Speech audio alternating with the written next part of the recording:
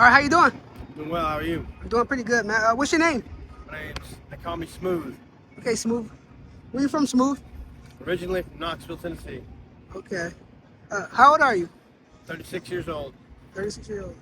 Do you have any siblings or family that you still talk to? I have one sister that's still alive. I speak to her in there. I got two brothers, both were murdered, and then my dad's gone, and my mom's still alive, but I don't speak to her very much at all. And I'm sorry for your losses. And you are homeless, correct? Yes. When did you become homeless? Officially became homeless about, I'd say, 5 years ago. Okay, what was life like before you became homeless? I had a career. I used to climb and cut trees for a living. I had my son full time. It was me coming home from work, taking care of him. I was his t-ball coach, soccer coach, all that. So it was like the structure, I guess you'd say now. And there's not much of that anymore. You say your son? Yeah. When was the last time you spoken or saw your son? About 2 weeks ago. Oh, that's great. That's He great. turned 17 March 1st. All right, he doing pretty good? Yeah, he's way better than I'll ever be. That's good, man. That's good that he's doing well. Yeah, he just got himself a new car. He got a little job. A girlfriend. Had about a year. He's doing really well. Proud of him. That's great. Well, how did you become homeless? 5 years ago, I guess, give or take a little bit. I was living in Knoxville and I had an apartment, and my landlord's son actually came in with a couple friends they broke in and were stealing my stuff. I came home, I had my pistol and I caught him. I hurt one dude pretty bad, and the other two I walked outside and I had him on the ground on their knees with a gun. Yeah. The cops pulled up. I looked like the aggressor, so they arrested me. And after they talked to the landlord's son, he's like, I'm here to evict him, and this and that. So I wasn't really the truth. He had no paperwork, no anything. They just didn't care because I had a gun. Yeah. I went to jail. My son got taken from me. I lost my job. And after that, I just kind of stopped caring. Wow. Do you have an addiction? Yeah. And what are you currently addicted to? Opiates. Specifically fentanyl. Okay. It's not around whatever else it is. Okay. And I actually just recently got out of rehab, maybe 2 weeks ago. And I'm from Knoxville, but when I got out of rehab, they just dropped me off downtown Commission. They said, good luck. Wow. Yeah, so. Well, since you got out of rehab, have you used? Yeah. When was the last time you used? Yesterday. Okay. How did you get introduced to fentanyl? I was in Knoxville. I'll start from this. When I first started using opiates, I was in the 5th grade. Okay. Someone gave me half of a hydrocodone 10 for a headache. It didn't work, so I said, give me the other half. He gave me the other half. I got high. Yeah. I was smoking weed at the time, but from there it just progressed, you know what I'm saying? Yeah. And then I didn't even know what sickness was until I was somewhere around 20 or 22. I got introduced to Roxy's. So I couldn't find what I wanted. Yeah. So they gave me those. It made me sick at first, but it always does usually. So I just went up and up and up. But I got introduced to fentanyl, I'd say, 10 years ago. And it was because at the time we were doing Opanas and heroin. Couldn't find either one. And so my buddy's like, here, try this. And it was just like, once you go from 0 to 100, there's nowhere else to go. You know what I mean? Right. You can't just go back or change out whatever. So Right. after that, got stuck on that. Does being worried of how deadly it is worry you at all? People say that, but it's only as deadly as you are careless. Does that make sense? Like, so you and I might be doing something together, right? Right. Say you're like, and we're both doing the same amount all the time together, right? Yeah. Now, we're having the same tolerance, right? Right. If we get somebody new in the group that's only been doing it, say, a week, we've been doing it for years, no, we give him the same amount that you would do, because you know that obviously he's going to die. So you get people that come out and they're like, oh, my tolerance is up here, I can do it all, and you give them what you usually do, and that's how shit like that happens. Like, people just die out of blue, it doesn't just kill anybody and everybody. It's not just like, you might die this time, you might not this time. It's more like, if you don't know what you're doing, or if you are careless and don't care about yourself, then most people are looking to die. Okay. You ever heard the saying, like, somebody died, and everyone's like, oh, where'd they get that from? Yeah. That's because people want to be up here instead of halfway, Right.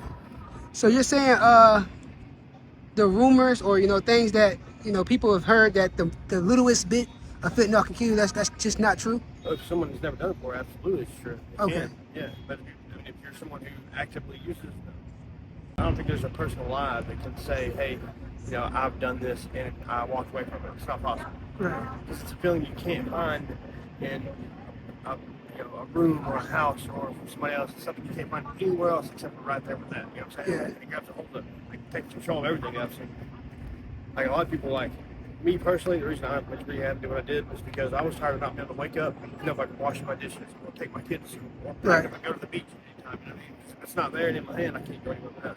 Right. It's like having a kid that likes cookies and eats all your cookies, but you can't really give a kid. You know what I mean? Yeah. So how do you use it? Do you smoke it? Yeah. Okay. I used to actually use IV, but it killed me twice a year ago. So you overdosed before?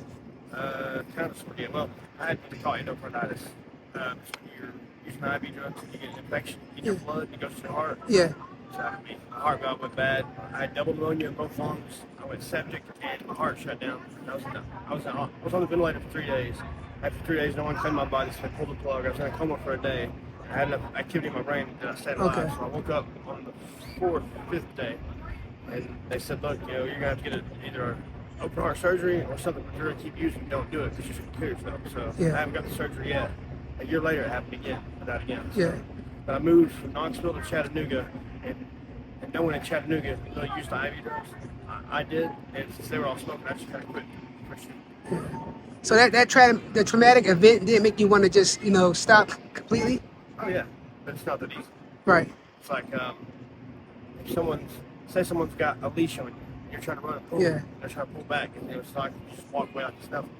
Everyone says it's a choice. It is a choice, but it takes time away from, and it takes, I guess, the desire to want it. And it takes the ability to be able to see. Like if I wanted to quit right this second, I couldn't just go quit because I'd be laying in a tent somewhere on the side of the road, puking and crapping myself, and no food to push anything out with, no water to hydrate with, and I would just either end up dying or want to get some How does it make you feel? drugs. The fentanyl. No stress, no worry, no body aches, no. Yeah. I mean, imagine euphoria, like the greatest fun you could feel. Period.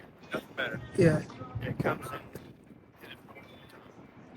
Your shoulders go back. You can run 20 miles and run back. You can have sex longer. You can fight better. You can talk better. Courage. All the other drugs and all the other alcohol and everything else put together is all in this one thing. So you don't have to go get a bunch of different things to do it. It's just right there. Yeah. And you can't get that from anything else. People say, oh, when you get clean, you can tap into this happiness. And that. No. I've had happiness. I've had houses, cars, land, toys. I've had everything. Yeah. And none of it was really, I mean, it's cool and all, but once you get to this point, there's nothing else that touches it. And you lose all care about everything else too. So, Do you feel like drugs affected your life? absolutely. Well, I think daily drugs affect my life in a negative way, but at the same time, I affect my life. You know what I'm saying? Like, I can't blame a drug or a person or something else because what happens in my life is what I allow.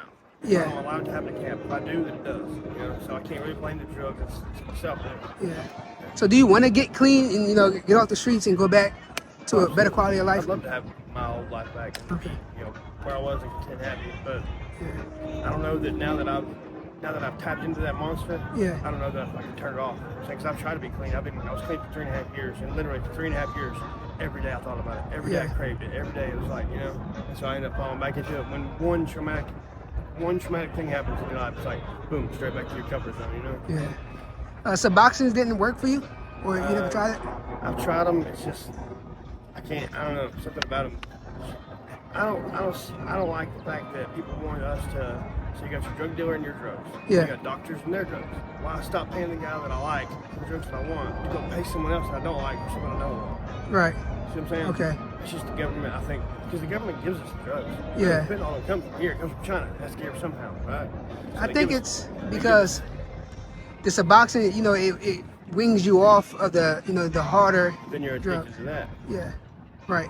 It's the same exact thing. The withdrawals off Suboxone are a little more intense. A Okay. little shorter, but way more intense. It's nasty. Okay. Actually, I was on methadone one time to get clean, and tried to come off methadone and hallucinate shit. I had to get back on heroin to get off methadone. Yeah. Yeah. It was crazy. Well, how do you support yourself being out here? support your habit, support, you know, eating and things of that sort. Hold signs, thumb for money. Every now and then, if I find somebody that's working at the table, I'll do that. Really anything, anyway. I mean, I don't steal really. I don't like to steal. If I steal, I'll go to jail. Yeah. Or get shot or something, you know. But Yeah. aside from stealing, yeah, whatever I can do. Yeah. What's one of the worst things that you've seen happen out here? Over drugs. Anything, any you know, worse or bad situation that you witnessed happen out here while being on the streets? I've seen people be kidnapped. I've seen people be killed. I've seen, women be raped left and right, sold left and right. I've seen true people out here. Care to give a short story of one of those events? You know, what you were doing that day and what happened? I'd really rather not. That's fine. You know what I'm saying? I'm afraid about saying anything except, you know. Yeah. Anything happened to you personally? Oh yeah. Since I've been here, I've already had everything I own stolen twice. Wow. I had my tent burned down once. They thought I was in it. Let's see. And the worst thing for me of it all is like I've never really held a sign that's money. Down here, Yeah. like all the time people look at me, look at the ground, or like look away, or like ignore you. You know what I'm saying? Yeah. And I feel like that's the way they treat everybody that's homeless. They just ignore them. You know, if they're out of sight, out of mind, it's all good. But nobody actually wants to help anybody out here. So I guess that's the worst thing that I've seen for me. Yeah. It's just the people's actions, reactions to somebody like myself. You know, because I'm not always been like this. I just look like this. Yeah. And so going from that to this, like, I don't know, it's just strange to me how people don't help each other. Yeah. Well, what brings you joy in these difficult times? Joy, Yeah. drugs. I know. If I had my guitar, I could be playing that, but Yeah. That's the only thing to turn to right now. Really. Any advice that you can give someone that see this that's also dealing with drugs or also homeless or on the verge of being homeless? Any advice you can give to them to maybe not, you know, get into drugs? If you're not on drugs, take it from me, do not do it. It's fun, it's cool, it looks cool. When you get to this point, it's not cool. And it will get to this point because no one's tougher than this. But anybody who's on drugs and wants off, find you some support groups or some kind of help around, because there's plenty of help out here. I mean, lots of help. Find somewhere to go, get as far away from everyone and everything you know, and restart. And everyone says, I'm tired of restarting, start over, because it happens a lot when you're out here like this. So if you want to stop starting over, then go restart one more time and do it the right way. Get help. There's a lot of people that help you. So get away from everything, change your people, places, things, change it completely, and have that desire in your heart. You know, once you desire it, you want it, you got the faith to do it. So. Yeah. Any last things that you would like to say? So maybe any family members that may see this, or just in general? Mom ever sees it, I'm sorry. If my son ever sees it, love you, bud. And anybody else knows me out there sees this and you know me, Okay. love y'all. Well, Smooth, I appreciate it. I hope you can get clean sooner than later. Get into housing and start to have a better quality of life. Hopefully. But I appreciate it. All right, thank you.